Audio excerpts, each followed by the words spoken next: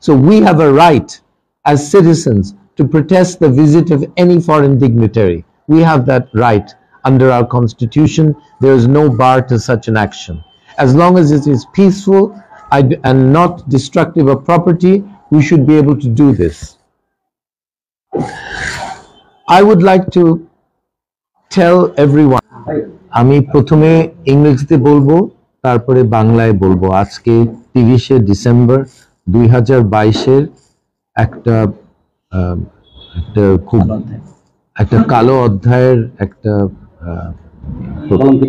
কলঙ্কিত একটা দিনের জন্য আমাদের এটা মার্ক করা দরকার একটা স্টেটমেন্ট দিয়ে।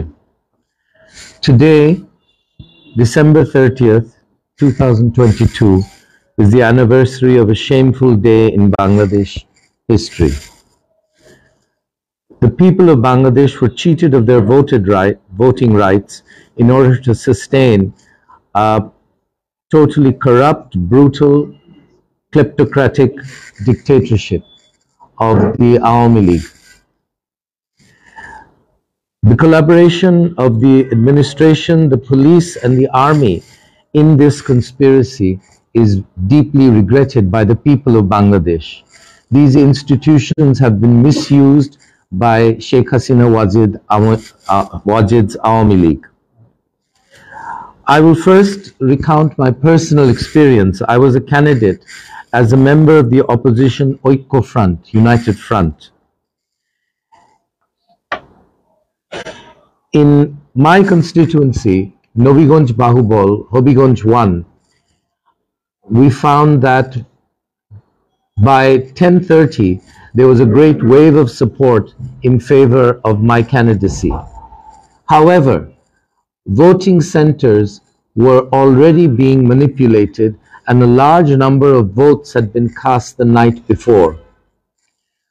At Durlabpur School, which I visited near my residence in Nobiganj, I found that there were a large queue of men and women waiting to be led inside to vote at 8:30 in the morning. Some of them had been there since 6:30. I was told that after they went in, they found half a dozen boxes full of votes, even though they were the first voters to be let into that voting center. From this, you can realize that there was a vote in the night. I was informed that at various Awami League officials' houses, the police cooperated in filling ballot boxes with false votes. Some policemen gave thousands of votes on their own. And the Awami League expected that the 50,000 or 60,000 votes cast in favor of their candidate would be enough. But when they found there was a surge of support for my candidacy, they decided to capture the voting stations. And by 11:30 in the morning, we had information that out of about 215 centers, 130 had been captured by the Awami League criminals, with the assistance and connivance of the police. I had visited the army the night before, the day before, and met the army officials who were supposed to act as a striking force to go to trouble spots to deal with election day problems. The striking force was actually a force on strike. They did nothing. And in fact, the numbers given to me to contact the army in case of trouble, all the numbers were unreachable on the election date. This horrible event of December 30, 2018 was followed by 4 more years of misrule, thievery, and gross incompetence in the running of the Republic. The Awami League committed terrible crimes for which they cannot afford to be held accountable. That is the reason why they cannot accept that there would be a fair election and that another party would come to power. They fear the rule of law. Just like Sheikh Hasina Wajid's father, Sheikh Mujibur Rahman, created a one-party state to be run by a party called Bakshal, the same principle is in effect today. We essentially have a one-party state. in the name of a multi-party democracy. There are some parties who participate in parliament and act as the opposition, but actually they are the stooges and collaborators of the ruling party. They are the paid agents of the Bangladesh Awami League. These people lack self-respect and lack integrity. The whole parliament is full of people who don't have self-respect. Otherwise, they would not masquerade as people's representatives, even though they were not elected by means of a popular vote. The people of this country could not participate in that election. Now, we protest the use of national security agencies, the police, RAB, the army, to suppress the opposition. Their duty is to protect the nation from its enemies inside and outside the country. The opposition is not the enemy of the republic. The opposition seeks to reform the republic, to protect the republic. After 14 years, we are in a complete dictatorship. The press, the media, the issuance of illegal orders to government officials. On that issue, I'd like to say government officials who receive illegal orders do not need to obey these. Orders that are unconstitutional and clearly illegal should not be obeyed. For example, extrajudicial killings on the orders of political leadership of the Awami League should not be done by police and other security agencies. There are many such instances, and these police and security agencies have even been sanctioned by the United States and other countries for their crimes. So these crimes are internationally recognized. The regime is supported by dictatorships around the world. That's their company, that's the company they keep. And a certain regional power that has supported this government to stay in power for their own national interests, which is natural. I accept that. But an exploitative relationship has been created in this relationship, an exploitative relationship that has created great hatred from the people of Bangladesh towards this neighboring country. This has been a mistake, and I feel that in foreign relations, the hatred of a nation is not something that any country should want. Certainly not a regional power seeking an unequal relationship. At the moment, economic mismanagement has come to the fore.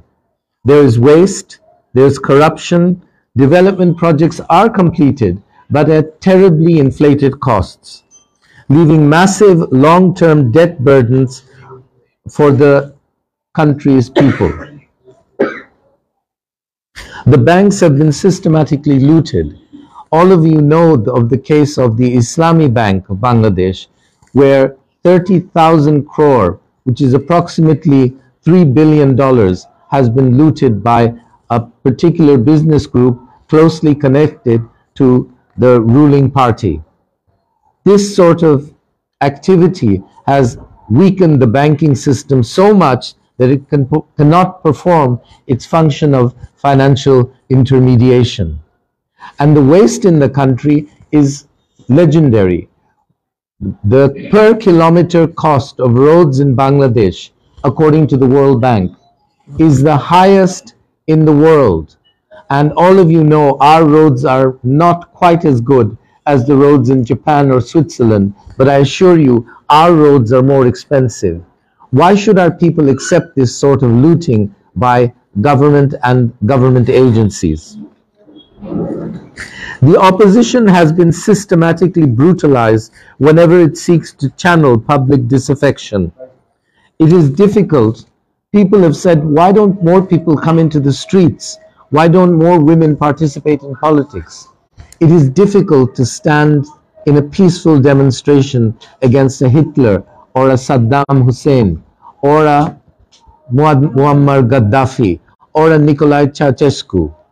These brutal dictators crush all dissent very brutally, And the women in Bangladesh suffer particularly due to police action. So one should not expect that the international media expects more people to be out in the street, but the brutality of this regime precludes this sort of activity.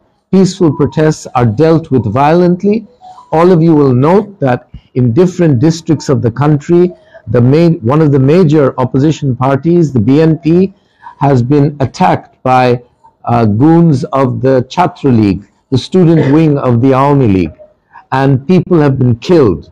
These people have attacked, the Chhatra League activists have attacked demonstrators in full view of the police. They've used guns and lethal weapons against demonstrators.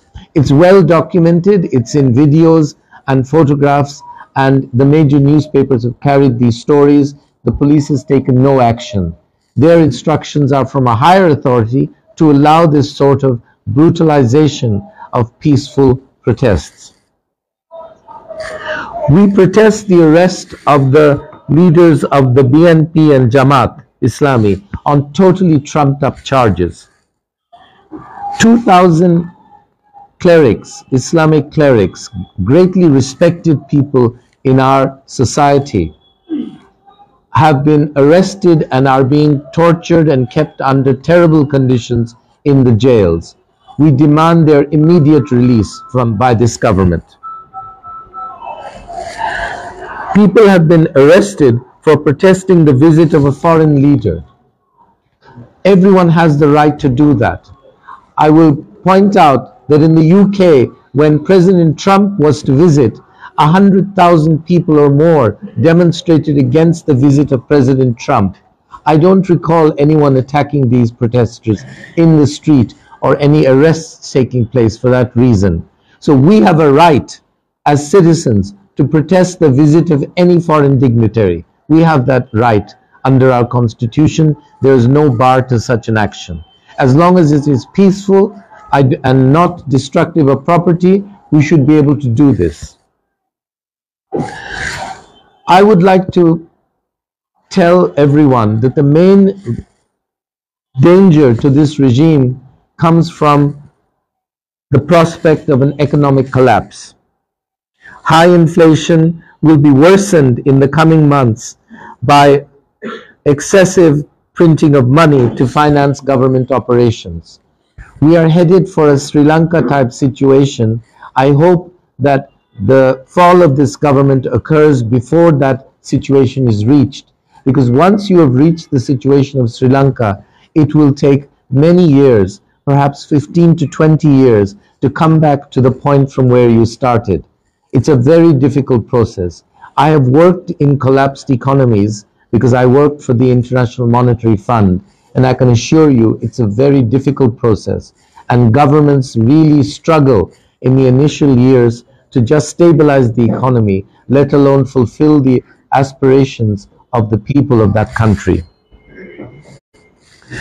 This government's days are numbered, but this regime leaves behind a huge debt burden and a destruction of virtually every public institution in the country. That is perhaps their most terrible long-term legacy. It will take many years for us to pay back these loans. When an atomic energy plant is built at a cost of $13.5 billion, where a comparable plant in India was built for $3 billion, you can understand the amount of graft that took place at the highest levels of the current government in order to build this facility at an inflated cost. But the cost of this facility will have to be paid by the common people of Bangladesh through their taxes. So this debt burden cannot be escaped. Rebuilding the republic will take time and determination on the part of the people. I believe that Gana Parishad is going to play an important role in the restoration of the rights of the people, in the regeneration of the republic, and the return to the dreams of those who founded this republic 51 years ago. I think this party of the youth of this country is going to play a decisive role. I look to the youth of our country with the energy, determination, and enthusiasm that they have to play a more important role in directing the affairs of the country, because the last 51 years in general has been a record of failure in terms of satisfying the aspirations of the common people of Bangladesh. We want a republic where the interests of all the people are looked after, not just the interests of 15 or 20 families that are close to the ruling party. Ordinary people must feel this is our government. And inshallah, there will be a government where opposition to the government will be treated differently. There will be no brutalization of the opposition, but any criticism will be taken seriously, because it will be a government that will be run in the interests of the people of Bangladesh. We will not look to any other country's interest first. Our country's interest will come first.